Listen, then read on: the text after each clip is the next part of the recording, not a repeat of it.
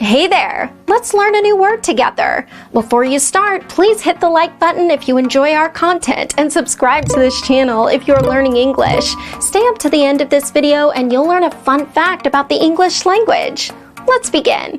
Long-standing. Long-standing means having existed or continued for a long time.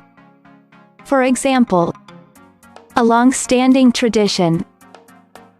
A long-standing tradition. Synonyms: well-established, long-established, established. Awesome! You learned that quickly. Let's put it in some sentences to understand how to use it. The first exempli.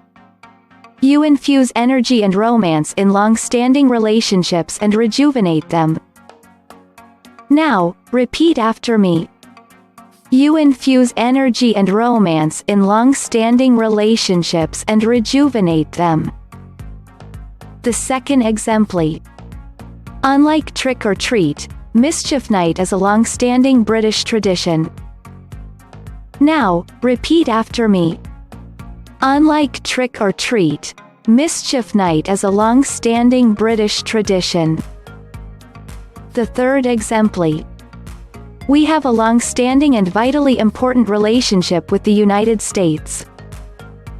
Now, repeat after me.